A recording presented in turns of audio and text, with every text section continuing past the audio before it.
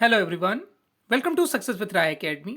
आज का हमारा टॉपिक है कि नाटो संगठन क्या है, इसकी स्थापना के क्या क्या कारण थे, इसका उद्देश्य क्या है, क्यों इसकी स्थापना की गई, इसकी संरचना किस तरीके से होती है और इसका प्रभाव विश्व समुदाय पर क्या है। इस टॉपिक को देखने के बाद, इस वीडियो को देखने के बाद नाटो से संबंधित आपके सारे प्रश्न दूर हो जाएंगे और अगर एग्जाम में नाटो से संबंधित कोई भी क्वेश्चन आता है तो आप उसका सही जवाब दे पाएंगे। चलिए वीडियो को स्टार्ट करते हैं। सबसे पहले हम जानते हैं कि नाटो का कार्य क्षेत्र क्या है या नाटो संगठन है क्या। देखिए, नाटो जो है वो किसी भी एक देश पर आक्रमण अगर होता है तो वो पूरे जो इस संगठन में देश हैं उस पर आक्रमण माना जाता है। अभी तक नाटो में टोटल 30 देश शामिल हैं और अगर इन 30 देशों में से किसी एक देश पर भी आक्रमण किसी बाहरी देश से होता है तो ये पूरा संगठन अपने ऊपर उसको आक्रमण मानता है और पूरा सपोर्ट उस एक कंट्री को, यानी कि पूरे 29 देश मिलकर उस 30वें देश को पूरा सपोर्ट देते हैं। नाटो की कोई सेना नहीं है। अगर आप ये सोच रहे हैं कि नाटो एक सैन्य संगठन है, हालांकि नाटो एक सैन्य संगठन ही है, लेकिन इसकी कोई स्पेशल आर्मी नहीं है। जो सभी देश 30 देश हैं उन सभी की आर्मी को मिलाकर ये सैन्य संगठन बना है और म्यूचुअल अंडरस्टैंडिंग के आधार पर ये अपने देशों का ध्यान रखते हैं। अगर ध्यान देने की बात करा जाए तो सदस्य देश ही इसके संरक्षण होते हैं और इसके लाभ ले सकते हैं, यानी कि जो 30 देश हैं वही एक दूसरे की रक्षा करते हैं और एक दूसरे की मदद करते हैं और लाभ लेते हैं। अन्य कोई देश इस संगठन का लाभ नहीं ले सकता है और किसी विश्व समुदाय पर या किसी देश के प्रति इस नाटो की कोई जिम्मेदारी भी नहीं होती है। विशेष बात इसमें यह है कि नाटो अपने सदस्य देशों पर किसी भी बाहरी आक्रमण से बचाव के प्रति जवाबदेह है, लेकिन यदि किसी देश में अगर कोई अंदरूनी अंदरूनी कलह होती है, अंदरूनी कोई सिविल वॉर हो जाती है या फिर कोई और दंगे वगैरह हो जाते हैं तो उससे नाटो संगठन का कोई लेना देना नहीं है। वो उस देश की ही समस्या है जिसे वो खुद सुलझाएगा। अब जान लेते हैं कि इसका फुल फॉर्म क्या होता है। देखिए, नाटो जो है वो अमेरिकी नेतृत्व का एक सैन्य संगठन है, यानी यहाँ पर भी अमेरिका इसका लीडर बनता है और जिसका पूरा नाम है North Atlantic Treaty Organization. NATO का full form North Atlantic Treaty Organization है, अर्थात उत्तरी अटलांटिक संधि संगठन। इसकी अगर हम स्थापना की बात करें तो ये स्थापित हुआ था 4 अप्रैल 1949 को। इसका मुख्यालय ब्रुसेल्स बेल्जियम में स्थित है। वर्तमान में इसमें सदस्य संख्या 29 है जो 30 हो चुकी है। अब इसमें हम बात कर लेते हैं कि इसकी स्थापना के कारण क्या थे। देखिए, द्वितीय विश्व युद्ध के बाद सोवियत संघ ने पूर्वी यूरोप से अपनी सेनाएं हटाने से इनकार कर दिया एवं वहां साम्यवादी शासन की स्थापना का प्रयास किया। अमेरिका ने इसका लाभ उठाकर साम्यवाद विरोधी नारा दिया। यूरोपीय देशों को साम्यवादी खतरे से सावधान किया गया। फलतः यूरोपीय देश एक ऐसे संगठन के निर्माण हेतु तैयार हो गए जो उनकी सुरक्षा कर सके। द्वितीय विश्व युद्ध के दौरान पश्चिमी यूरोपीय देशों ने अत्यधिक नुकसान उठाया था। उनके आर्थिक पुनर्निर्माण हेतु अमेरिका एक बड़ी आशा थी। ऐसे में अमेरिका द्वारा नाटो की स्थापना का समर्थन किया गया। नाटो का जो 4 अंग होते हैं वो हम समझ लेते हैं किस तरीके से ये कार्य करता है। तो सबसे पहले परिषद होता है। देखिए, ये सर्वोच्च अंग होता है। इसका निर्माण राज्य के मंत्रियों से होता है। इसकी मंत्री परिषदीय बैठक वर्ष में एक बार होती है।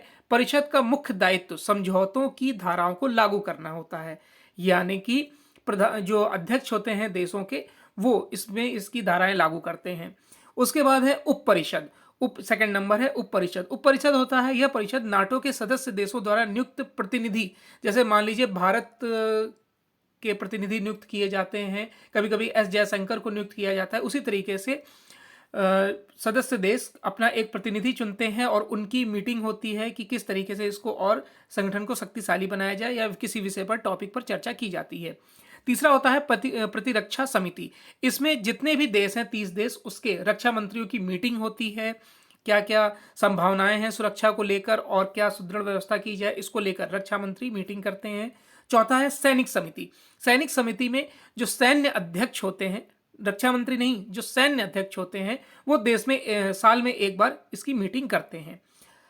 अब नेक्स्ट हेडलाइन पर आते हैं कि नाटो की सामान्य भूमिका एवं स्वरूप क्या है। देखिए, नाटो का स्वरूप और उसकी भूमिका उसके संधि प्रावधानों के आलोक में समझा जा सकता है। संधि के आरंभ में ही कहा गया था कि जो हस्ताक्षरकर्ता राष्ट्र हैं कि सदस्य देशों की, यानी कि अगर किसी ने उस पर साइन कर दिया है, सिग्नेचर कर दिया है, तो उसकी स्वतंत्रता, ऐतिहासिक विरासत, वहां के लोगों की सभ्यता, लोकतांत्रिक मूल्यों, व्यक्तिगत स्वतंत्रता और कानून के शासन की रक्षा करना सभी सदस्य देशों की जिम्मेदारी होगी। एक दूसरे के सहयोग किया जाएगा और राष्ट्र हित में कार्य किया जाएगा। अगर हम यूक्रेन की बात करें तो जो रूस यूक्रेन को अपने ही सोवियत रूस का हिस्सा मानता है और वो नहीं चाहता था कि नाटो का सदस्य बने यूक्रेन। यूक्रेन नाटो का सदस्य बनने वाला था। नाटो संगठन जो है उन्होंने भी इसको समर्थन किया कि आप रूस की बातों में मत आइए, और जब रूस ने यूक्रेन पर हमला कर दिया तो ये नाटो देश पीछे हट गए। इसलिए पीछे हट गए क्योंकि यूक्रेन ने इस पर सिग्नेचर नहीं किए हुए थे। अगर ये सिग्नेचर यूक्रेन इस पर कर लेता तो शायद ये कंट्री इसके समर्थन में आती। अभी तक जो समर्थन नाटो द्वारा दिया जा रहा है यूक्रेन को, हथियारों के तौर पर दिया जा रहा है। संधि का जो अनुच्छेद 5 है उसमें कहा गया है कि एक या एक से ज्यादा देशों पर आक्रमण की स्थिति में सभी हस्ताक्षरकर्ता देशों पर आक्रमण माना जाएगा। यानी जो ये 30 देश हैं, अगर उस पर, जैसे मान लीजिए यूक्रेन है, यूक्रेन ने अगर सिग्नेचर कर दिए होते और यूक्रेन पर रूस आक्रमण करता तो ये 30 कंट्री भी मानती कि ये हम पर आक्रमण हुआ है और यूक्रेन को समर्थन करती, रूस से युद्ध छिड़ता और ये शायद विश्व युद्ध का रूप ले लेता। सोवियत संघ ने नाटो को साम्राज्यवादी एवं आक्रामक देशों के सैनिक संगठन की संज्ञा दी है और उसे साम्यवाद विरोधी स्वरूप वाला घोषित किया है। इसके प्रभाव क्या क्या हैं ये देख लीजिए। पश्चिमी यूरोप की सुरक्षा के तहत बनाए गए नाटो संगठन ने पश्चिमी यूरोप के एकीकरण को बल प्रदान किया है। इसने अपने सदस्यों के मध्य अत्यधिक सहयोग की स्थापना की है। इतिहास में पहली बार पश्चिमी यूरोप की शक्तियों ने अपनी कुछ सेनाओं को स्थायी रूप से एक अंतर्राष्ट्रीय सैन्य संगठन की अधीनता में रखना स्वीकार किया है। द्वितीय विश्व युद्ध में जीर्ण शीर्ण यूरोपीय देशों को सैन्य सुरक्षा का आश्वासन देकर अमेरिका ने इसे दोनों देशों को ऐसा सुरक्षा क्षेत्र प्रदान किया जिससे नीचे वे निर्भय होकर अपने आर्थिक एवं सैन्य विकास कार्यक्रम पूरा कर सकें। नाटो के गठन से अमेरिकी पृथक्करण की नीति की समाप्ति हुई एवं अब वह यूरोपीय मुद्दों से तटस्थ नहीं रह सकता था। नाटो के संगठन से शीत युद्ध का भी बढ़ावा हुआ। सोवियत संघ ने इसे साम्यवाद के विरोध में देखा और प्रत्युत्तर में वार्सा पैक्ट नामक सैन्य संगठन का पूर्वी यूरोपीय देशों में अपना प्रभाव जमाने की कोशिश की। नाटो के अमेरिकी विदेश नीति को भी प्रभावित किया। उसकी वैदेशिक नीति के खिलाफ किसी भी तरह के वाद प्रतिवाद को सुनने के लिए तैयार नहीं रहता है और नाटो के माध्यम से अमेरिका का यूरोप में अत्यधिक हस्तक्षेप बढ़ा भी है, ये भी सच है। इसीलिए रूस ने यूक्रेन पर आक्रमण भी किया।